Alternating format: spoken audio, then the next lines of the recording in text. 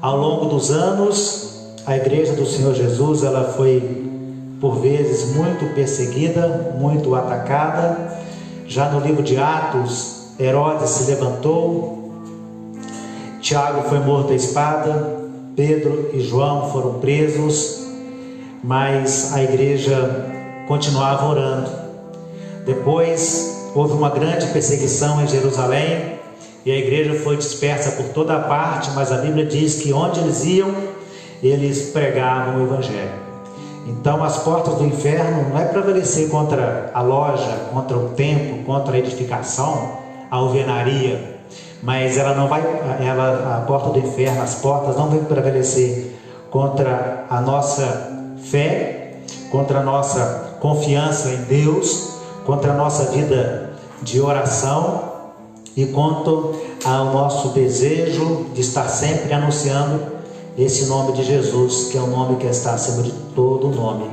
Por favor, a sua Bíblia esteja aberta em Mateus capítulo 21, e verso de número 12 e verso de número 13. Queira, por gentileza, refletir nessa noite em Mateus capítulo 21, verso 12 e verso de número 13. A minha versão é Almeida Revista e Atualizada, e a editora colocou um título aqui no texto chamado A Purificação do Templo.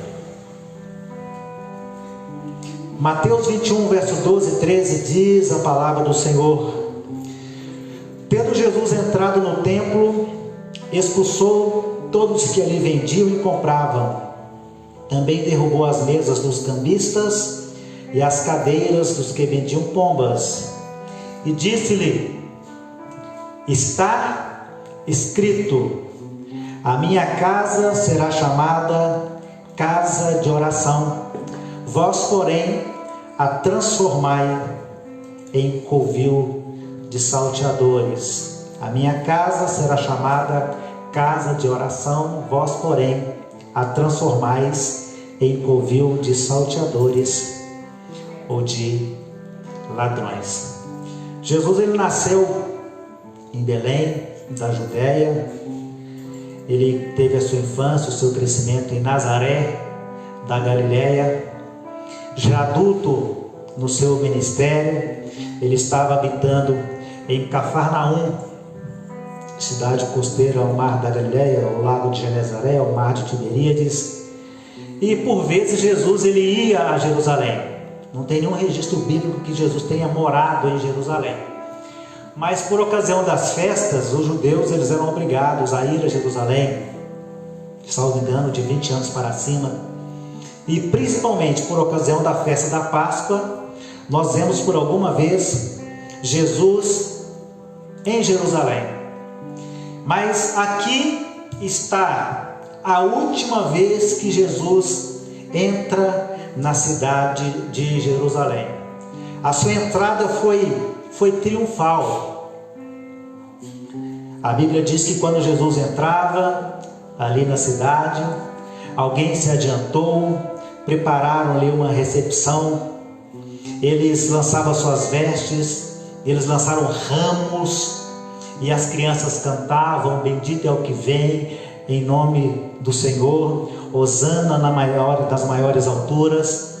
Se fosse nos dias de hoje, haveria um foguetório, fogos de artifício. Naquele tempo não tinha esse artifício, então eles tinham ramos, né? Por isso que tem esse domingo de ramos. E eles ali recebendo Jesus, mas a Bíblia diz que Jesus ele chorou sobre a cidade. Ele deixou um lamento: Jerusalém, Jerusalém, que mata os profetas. E agora Jesus ele vai ao templo, depois volta, e parece que Jesus ficou naquela semana pernoitando em Betânia, um lugar bem nos arredores de Jerusalém. Mas quando Jesus entra no templo propriamente dito,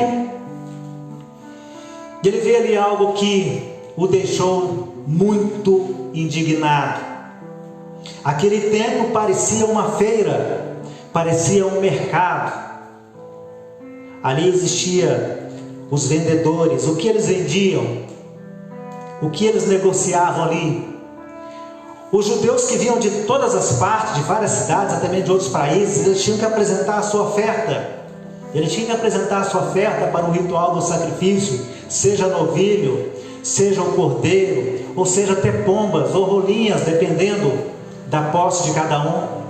Então não era tão conveniente nem confortável que eles trouxessem o sacrifício lá da sua casa, dos arredores, nos confins de Zebulon, na Galiléia, de Nazaré, de Decápolis, ou mesmo de Tiro ou de Sidom, de várias partes do mundo.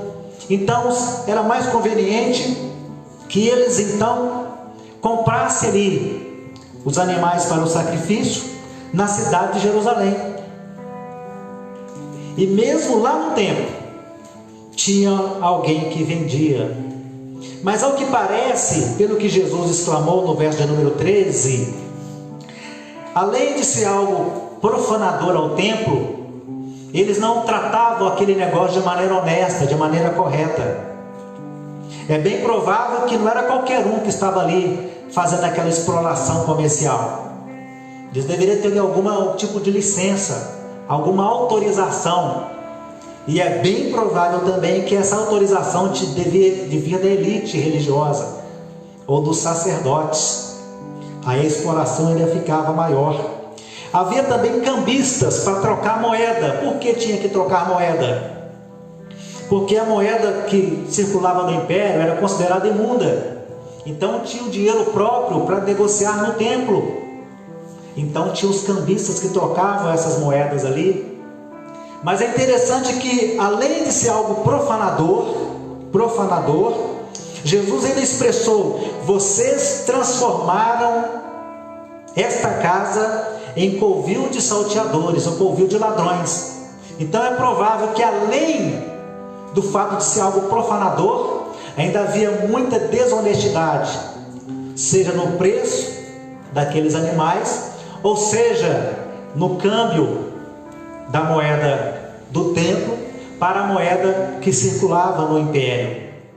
Então aquilo não agradou Jesus, e ele chegou a dizer: olha, a minha casa será chamada casa de oração, mas vocês transformaram a minha casa, que será chamada, ou deveria ser chamada, de casa de oração, em covil de salteadores. Jesus, ele não estava poupando aquela classe de gente, aquela elite religiosa. Para vocês terem uma ideia, aqui no capítulo 23 do mesmo Mateus, o verso 14, Jesus falou algo tão forte para aquelas pessoas, né, fariseus e escribas, quando ele disse assim: ai de vós, escribas e fariseus, hipócritas, porque devorai as casas das viúvas e para justificar fazeis longas orações, por isso sofrereis juízo muito mais severo. Olha só o tratamento de Jesus com os escribas, com os fariseus, com aquela elite religiosa. Ele citou isso aqui: olha, vocês vão e devoram a casa das viúvas, vocês exploram as viúvas, vocês tiram dela, vocês estão extorquindo. Estou parafraseando aqui, claro, não estou parafraseando. E agora, para justificar, ó Senhor, aqui está essa mulher, o Senhor a abençoe, multiplique os seus bens e blá blá blá, não é? Para justificar aquela exploração. E Jesus disse: olha, ai de vós, escribas e fariseus hipócritas, porque vocês devoram a casa das viúvas. Era uma exploração, e depois, para justificar, não é? Leva e deixa uma oração. Que bênção, né? Deixa uma oração. Claro que oração é bênção, não deixa de ser, mas eles faziam como que uma permuta, né? Eles tiravam delas, Jesus citou aqui no caso das viúvas, e deixava em troca a oração. Mas Jesus, ele disse especificamente agora para aqueles que estavam no templo: olha, a minha casa será chamada casa de oração, e vocês transformaram ela em covil de ladrões e covil de salteadores. Agora, para nós, para você, para mim, para quem está ao alcance aí pela nossa transmissão, o que você transformou a casa do Senhor? Qual o seu conceito da casa do Senhor, não é? Qual o seu conceito? Hoje, que Deus tenha misericórdia de nós, Para muitos, a casa do Senhor se transformou num point de encontrar os amigos, né? É um momento de lazer. Eu gosto do Wilk, não tem aquele Fashion Wilk? Como é que chama Fashion Wilk? Eu gosto de Wilk, né? A hora de apresentar minhas roupas novas. Vós transformais, o Senhor diz para aquelas pessoas: a minha casa será chamada de casa de oração, você transformará em convívio de salteadores, de ladrões. E como que você tem transformado a casa do Senhor? É um lugar de lazer, é um lugar de encontro social, é um lugar de terapia, de mensagem de autoajuda, não é? Mensagens para se empolgar, para se motivar, mensagens motivacionais, ou mesmo para ouvir alguém falar algumas piadinhas engraçadas. O que as pessoas têm transformado a casa do Senhor? Um lugar de fazer comércio, não é? Vender Avon. Não posso faltar de culto não, que chegou a revista nova da Avon e eu tenho que apresentar para minhas irmãs lá, não é? Aí na hora do culto, esse perfume aqui, isso é bom, tá cheio, não, sente aqui para você ver, não é? Avon, Jequiti, quer fazer um merchan aqui, né? Vendendo uma coisa, vendendo outra, negociando, lingerie, na hora do culto. E às vezes alguém até falta de culto, né? Porque tem gente que compra tudo, mas não paga nada. Se é fiado, compra, não paga nada. Aí deixa de vir no culto porque tem alguém que vende lá e a pessoa vai estar no culto. Então como é que vai fazer? O Senhor Jesus disse, né? A minha casa será chamada casa de oração. Ou alguém grava um CD e depois fica desesperado para vender. Não, hoje grava CD? Não grava mais não, né? Nem sei. Eu lembro há muito tempo, o irmão falou comigo: ô irmão Neres, eu recebi uma proposta de uma gravadora para eu gravar um CD. Eu falei: irmão, não faz isso não. Você vai gravar, fazer um compromisso, depois vai ficar louco, batendo de porta em porta na porta de igreja para vender seu CD. E eles não querem nem saber. Faz isso não, né? Que não é tão simples assim. Eles estão dando esse incentivo todo aí, porque você vai lá fazer um compromisso financeiro. Não é isso que acontece?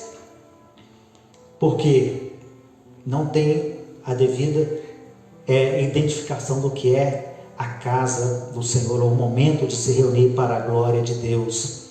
É um lugar de se negociar, de fazer negócios, um lugar de ter encontros sociais, um point, um lugar de ver os irmãos, tudo bem, não é? Isso também é importante, algumas coisas são importantes, mas, todavia, porém, e entretanto, o Senhor Jesus disse: a minha casa será chamada casa de oração.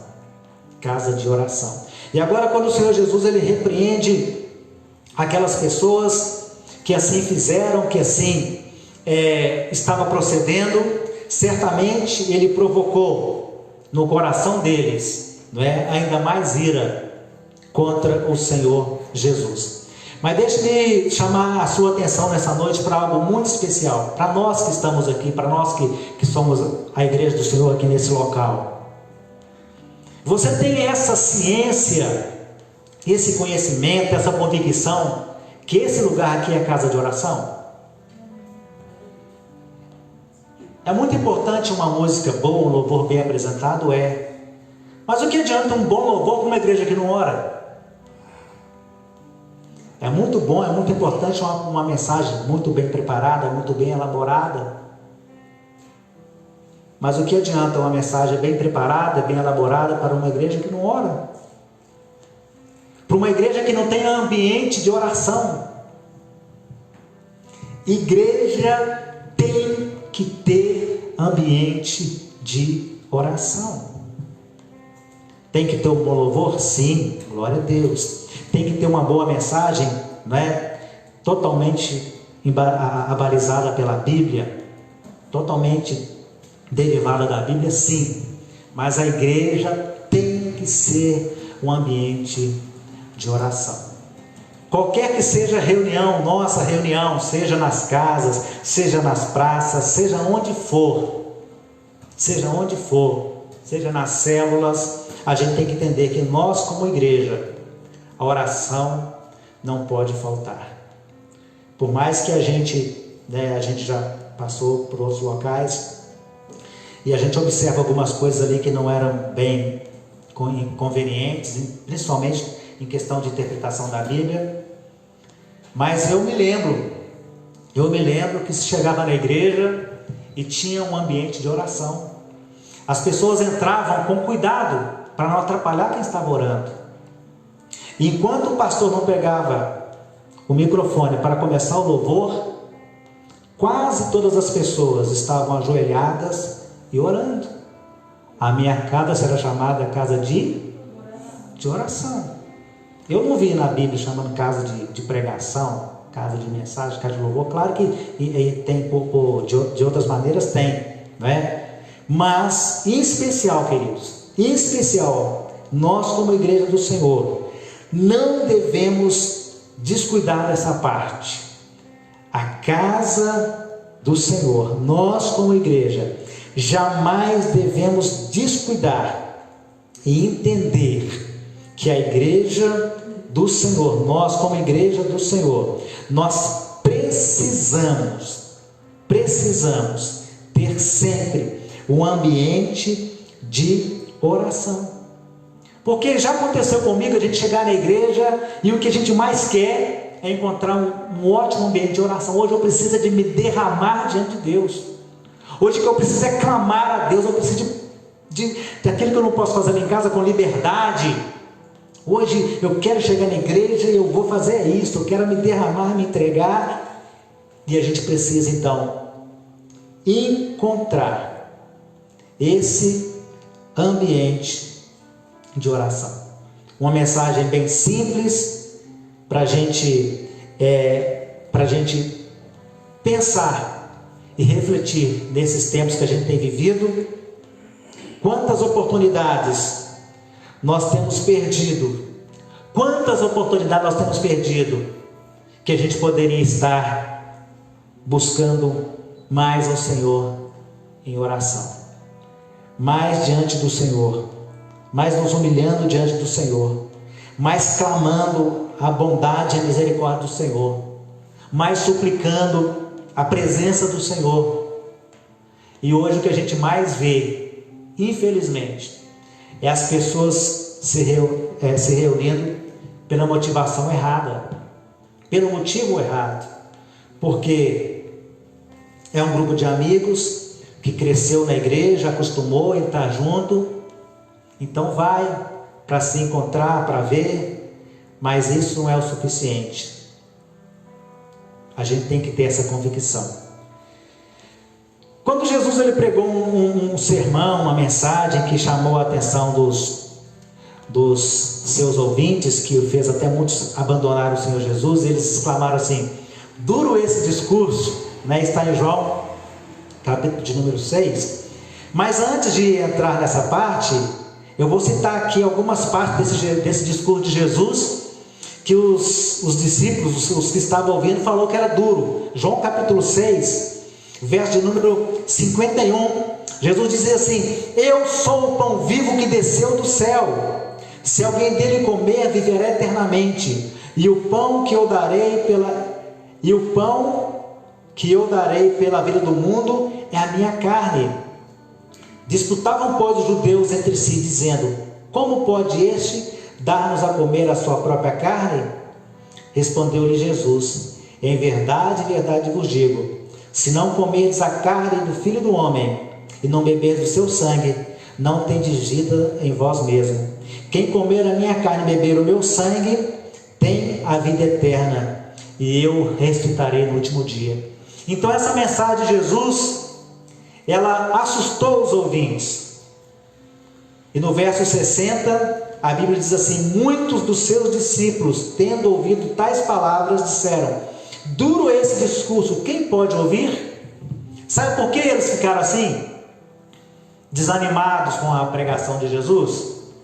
Porque a pregação de Jesus não foi aquilo que eles queriam ouvir, não foi aquilo que agradava os seus ouvidos. Eles tinham uma ideia totalmente equivocada. E certamente também, quando Jesus entrou no templo e viu aquele comércio ali, e falou: a minha casa será chamada casa de oração, e vocês transformaram ela em covil de ladrões. Foi um discurso que eles não gostariam de ouvir, mas era preciso. Eles tinham que ouvir aquilo. Eles tinham que ouvir. E muitas das vezes, por vezes, muitas pessoas selecionam aquilo que querem ouvir, aquilo que gostariam de ouvir, aquilo que seriam agradável aos seus ouvidos. E quando a mensagem ela chama para uma responsabilidade, para um compromisso, para um despertamento, ao invés da pessoa se adequar àquilo que está sendo pregado pela palavra de Deus, ela prefere desistir, abandonar, deixar. No verso 66, a Bíblia fala assim: à vista disto, muitos dos seus discípulos o abandonaram e já não andavam com ele. Jesus disse: a minha casa será chamada casa de oração, vós porém a transformais em covil de ladrões. E agora, quando Jesus ele prega esse discurso que eles acharam duro, muitos o abandonaram, já não estavam com ele, já não andavam com ele, já não queriam mais ouvi-lo, já não queriam estar ao seu redor. E agora Jesus pergunta para os seus mais próximos, aos 12: porventura também vós quereis retirar-vos? Vocês também querem ir embora? Vocês também querem desistir? Vocês também querem me abandonar? Verso 68, respondeu Simão Pedro: Senhor, olha, observa, para quem iremos nós? Não é para onde iremos nós, é para quem iremos nós. Para quem iremos nós? Tu tens as palavras de vida eterna. Entenda isso, meu querido. Eu sempre repito isso aqui, mas entenda essas coisas. Igreja, corpo de Cristo, a Bíblia diz: as portas do inferno não prevalecerão contra ela. Mas a gente precisa cada dia estarmos adequados àquele evangelho que Jesus nos deixou na Bíblia, não aquele evangelho que nós imaginamos que seria mais agradável para nós, aquele que seria mais conveniente para nós, aquele que ia mais nos deixar eufóricos. Não é este, mas é o que está na Bíblia. E o que está na Bíblia, igreja tem que ter ambiente de oração. Igreja tem que ser ambiente de oração. Porque é o que se espera, que quando vem as dificuldades, as provas e as lutas, as pessoas buscam mais a face do Senhor, buscam mais a presença do Senhor. Mas a igreja não, é o tempo todo, em todo o tempo tem que ser ambiente de oração. Isso nunca pode faltar. E a gente, ao longo desses 5 anos que nós estamos passando aqui, passando por aqui, nós temos um conceito sobre isso, sobre o ambiente de oração. Respondeu Simão: Senhor, para quem iremos? Para quem? Tu tens as palavras de vida eterna. Aí eu volto de novo na questão da motivação. O que é que motiva a pessoa a estar seguindo a Jesus? O que é que motiva a pessoa a estar ouvindo a Jesus, ouvindo a palavra do Senhor? Jesus disse para alguns que estavam em torno dele assim: vocês estão me seguindo pela comida que vocês estão comendo, vocês estão me seguindo pelo pão que perece. Quando Jesus já estava lá pendurado na cruz, na sua crucificação, a Bíblia diz que estavam 2 ladrões, um à sua direita e outro à sua esquerda. Um ladrão era mau e o outro era mau também. Não existe ladrão bom, não é um bom ladrão não. Um era mau e o outro era mau também. Os 2 eram maus.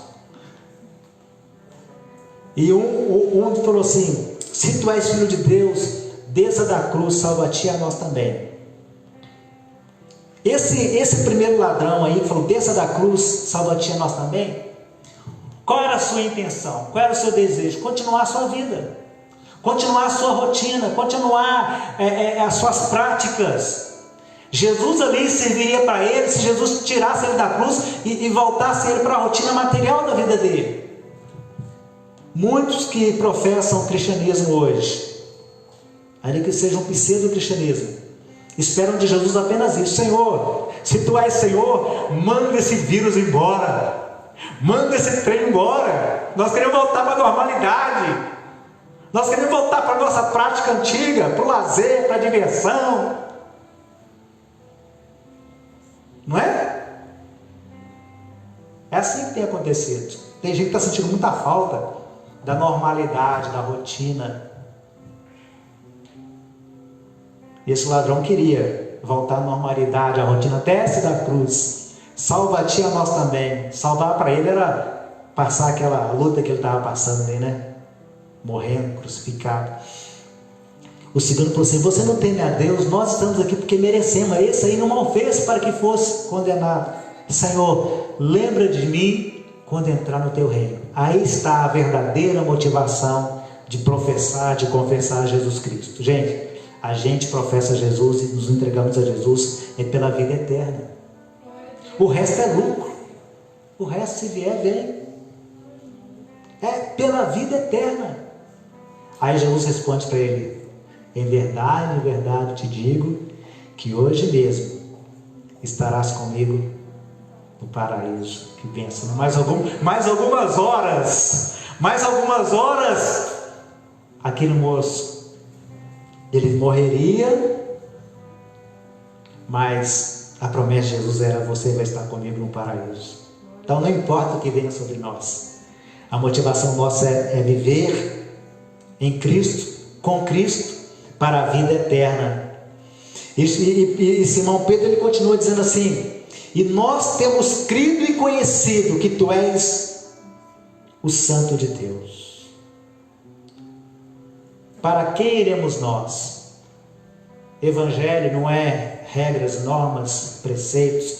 Evangelho é relacionamento com Jesus.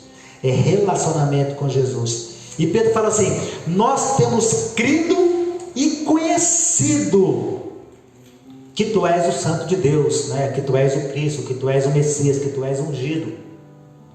É igual aquele ladrão, ele entendeu que Jesus era o Salvador. Então Pedro fala assim: para quem iremos nós? Nós temos crido e conhecido que Tu és o Santo de Deus. Nós temos crido, nós temos conhecido. Sabe o que é o grande problema de muitas pessoas? Em especial vou falar dos cristãos, não é? Mas em relação a tudo, a todas as pessoas. O primeiro é o imediatismo. As coisas têm que ser para agora, para hoje. Ah não, vida eterna, não, eu quero que Jesus me dê algo agora. Prosperidade. Quero que Jesus me dê algo agora. Triunfalismo. Tem que ser agora. Esse negócio de depois, lá na eternidade, não, eu quero agora. Vida material abundante. Paulo escreveu aos Coríntios, capítulo 15, verso 24. Eu já repeti isso aqui algumas vezes, então espero que você já tenha decorado. Se a nossa esperança em Cristo for apenas para essa vida, nós somos o quê? Os mais miseráveis dentre os homens. Se a nossa esperança em Cristo é para essa vida terrena, material, passageira, nós somos os mais miseráveis dentro dos crentes, não, é de todos os homens. É de todos os homens. Infelizmente, tem muitas igrejas que dão muito foco à questão material, né?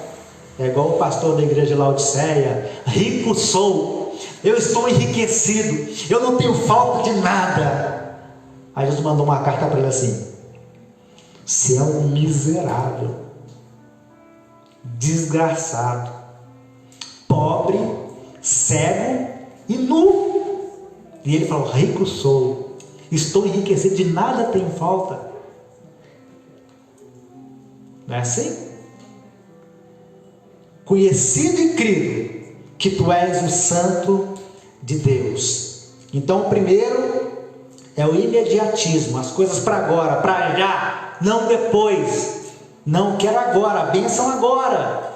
O segundo, Pedro falou assim: temos conhecido. Então é a falta de conhecimento. Que a falta de conhecimento tem feito as pessoas não dar o devido valor para a vida eterna. Estão entendendo? Para a vida do porvir. E se apegado de maneira desesperada nessa vida. Então, sabendo disso, existe o evangelho horizontal. É o evangelho social, o evangelho comercial, só para as coisas dessa vida. O evangelho material. Mas o evangelho verdadeiro é aquele que nos aponta para cima, para o alto, para Cristo, para o céu.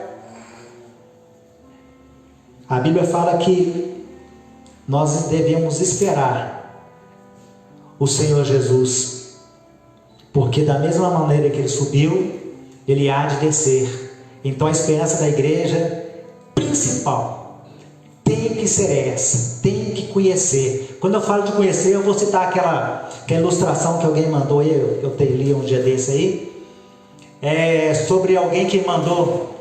O pai pegou um relógio que era da família há várias gerações e mandou o filho oferecer na feira. E alguém fala: esse relógio aí vale, eu dou R$300, não é? Aí depois mandou no relojoeiro, sabe? Acho que é isso, vou parafrasear aqui, né? Não, ele já dá R$500.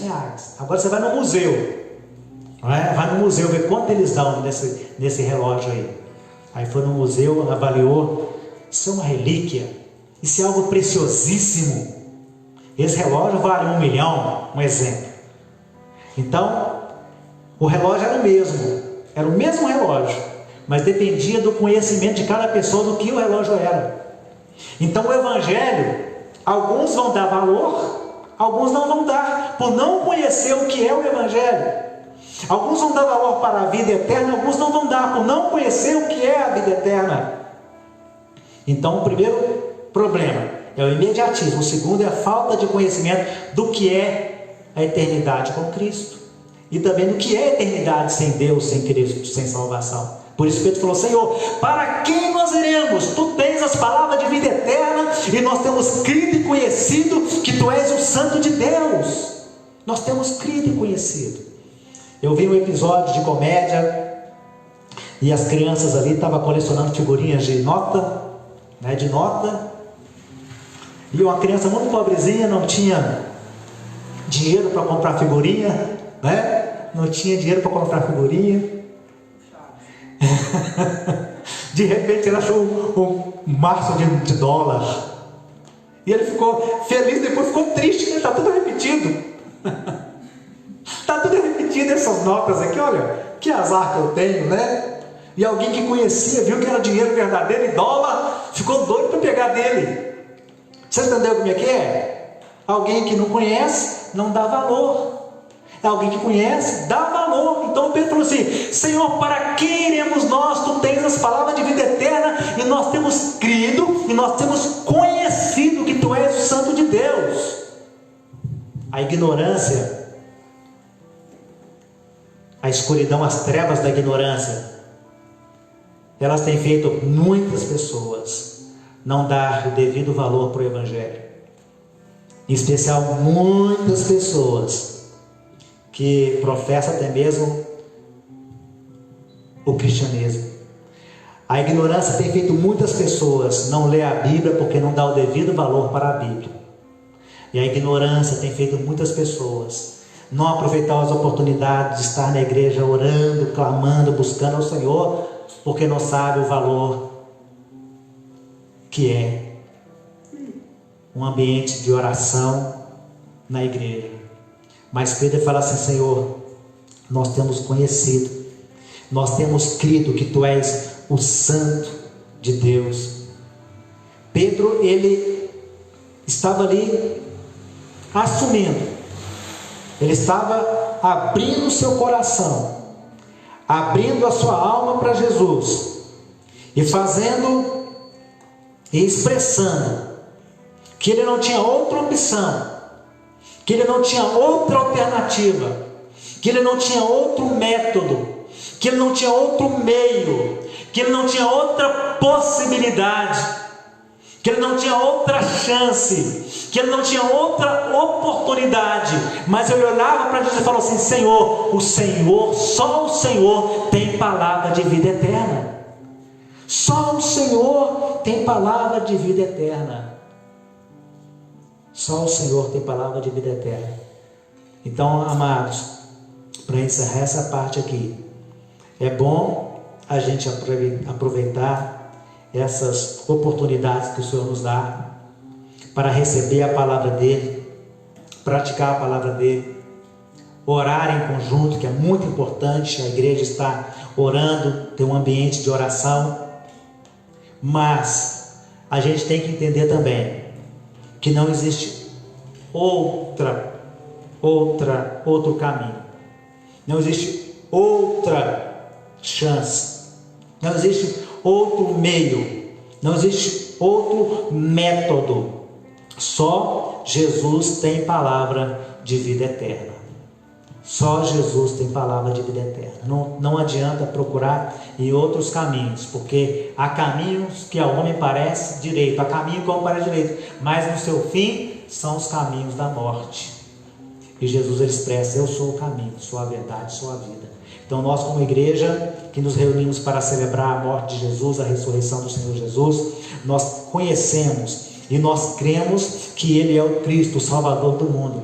Nós conhecemos e cremos que Ele deu a vida para nos resgatar. Nós reconhecemos, nós cremos que Ele, sim, através de sua morte, nos justificou e agora não há mais condenação, mas nós somos salvos através do sangue de Jesus que foi derramado. Amém? Graças a Deus. Então Jesus ele falava esse discurso, ele dizia: eu sou o pão vivo que desceu do céu. Se alguém dele comer, viverá eternamente. E o pão que eu darei pela vida do mundo é a minha carne. Em verdade vos digo, se não comerdes a carne do Filho do Homem e não beberdes seu sangue, não tendes vida em vós mesmos. Quem comer a minha carne e beber o meu sangue tem a vida eterna, e eu o ressuscitarei no último dia. Quem beber da minha carne e comer do meu sangue tem a vida eterna, e eu o ressuscitarei no último dia. Nós vamos louvar o Senhor com mais um hino. E você entenda, querido, que nós estamos aqui na casa do Senhor, e Ele disse: a minha casa será chamada casa de oração. E você desde já começa a refletir: qual o seu conceito sobre a casa do Senhor? Qual a sua definição sobre a casa do Senhor? O que você acha que ela é? O que você pensa que é essa nossa reunião? Seja aqui, ou seja onde quer que seja. Porque Jesus falou que onde estivermos reunidos 2 ou 3, Ele está em nosso meio.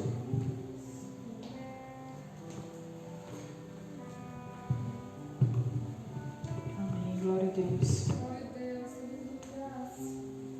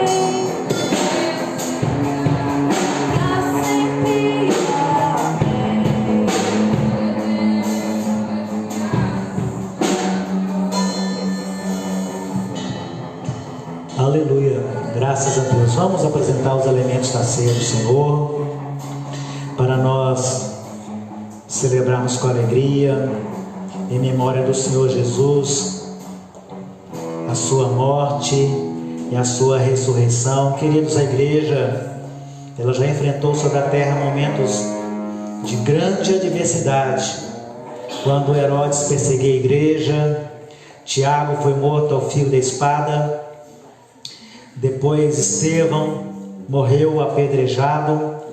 Nós temos tempo que a igreja congregava nas catatumbas, não é? Nas catatumbas chegou esse tempo, mas nunca as portas do inferno prevaleceram contra a igreja do Senhor.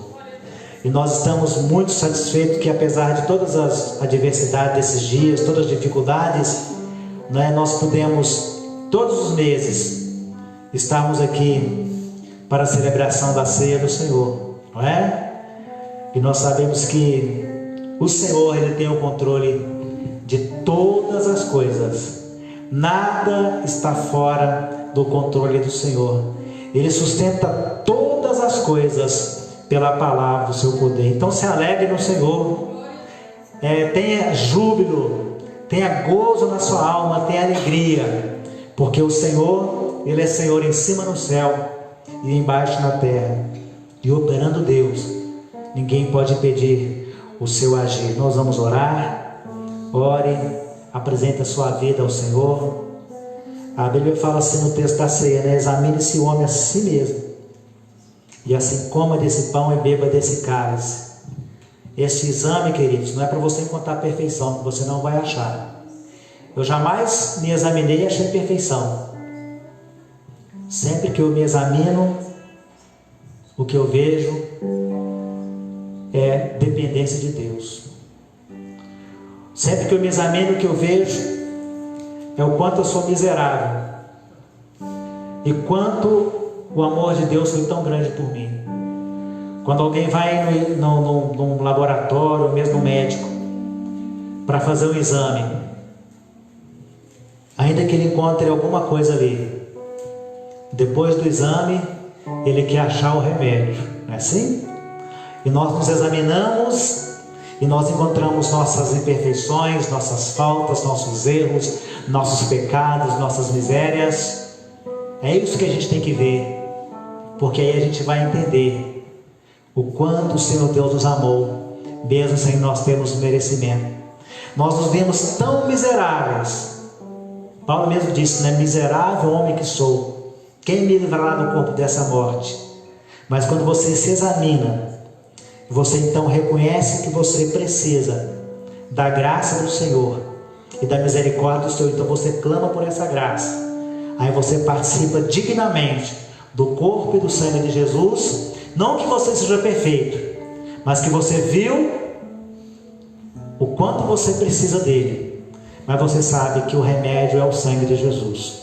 O sangue de Jesus Cristo, seu Filho, nos purifica de todo o pecado. Pai, em nome de Jesus, a tua igreja está reunida nessa noite para o teu louvor e para a tua glória.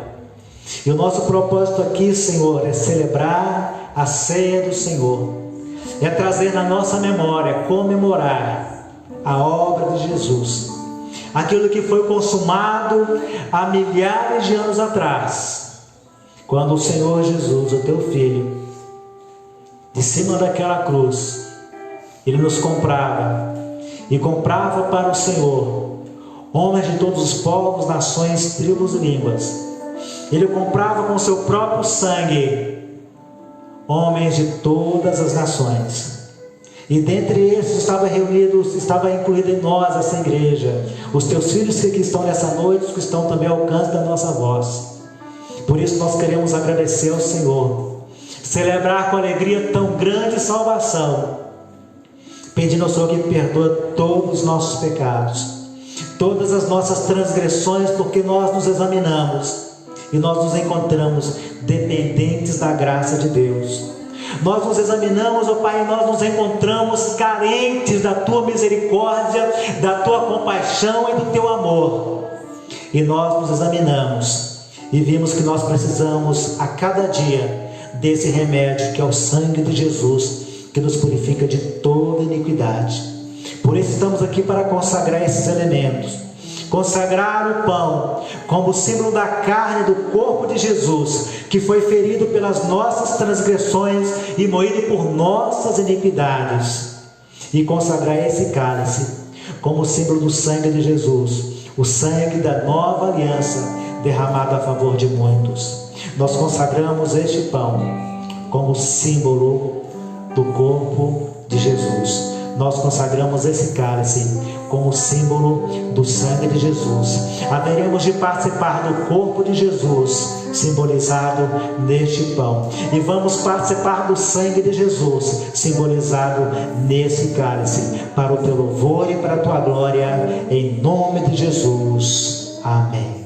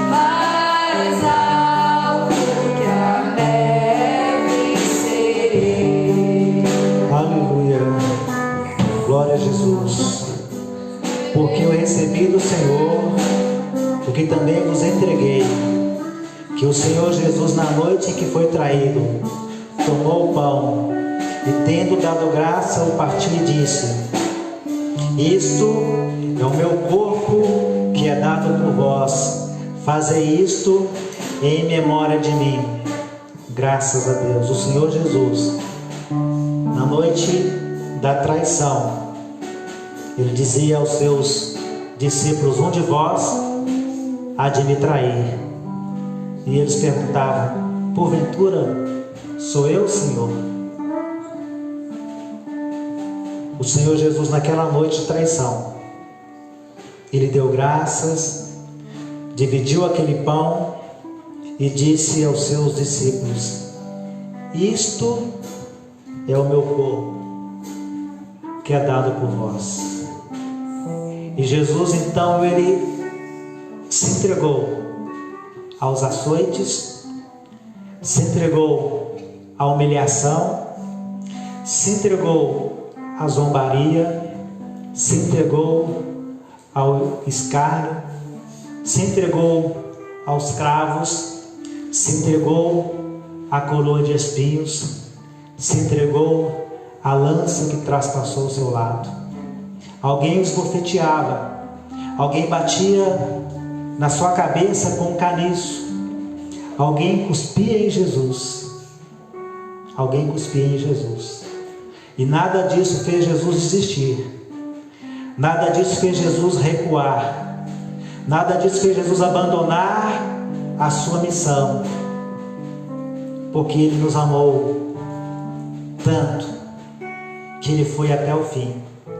Ainda no jardim do Getsemane, no Monte das Oliveiras, Ele orava em grande agonia, a ponto do seu suor escorrer e tornar em grandes gotas de sangue. Mas Ele dizia: passa de mim esse cálice sem que eu beba. Todavia, não seja feita a minha vontade, mas a tua vontade. E agora, reunido com seus discípulos naquela Páscoa, ele está dizendo: isto é o meu corpo que é dado por vós. O que está em suas mãos aí é um pão, sim, mas é símbolo daquele corpo de Jesus que foi moído pelos seus pecados, pelos meus pecados. É símbolo daquela carne de Jesus que foi violentamente machucada e agredida para a nossa redenção e para a nossa salvação. E agora ele está dizendo: olha, façam isso em memória de mim.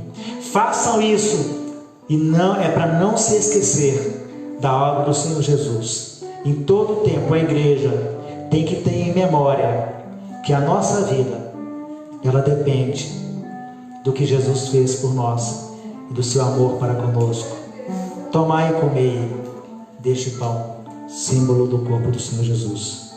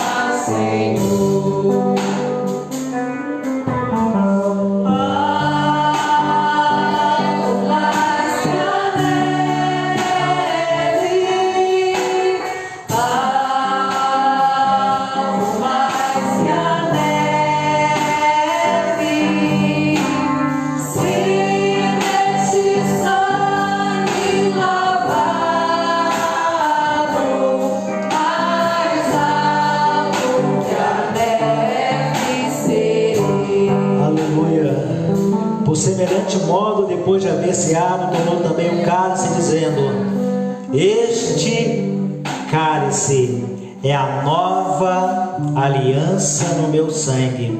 Fazei isso todas as vezes que o bebedes em memória de mim, porque todas as vezes que comerdes esse pão e beberdes esse cálice, anunciai a morte do Senhor até que ele venha. Este cálice é a nova aliança no sangue de Jesus. Você é um privilegiado.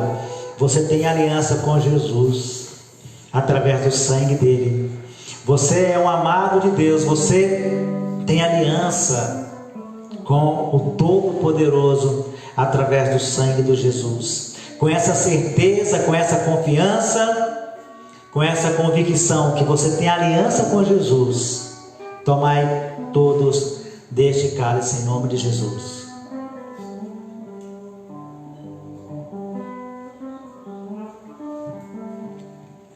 Se nós a ti confessarmos, em seguirmos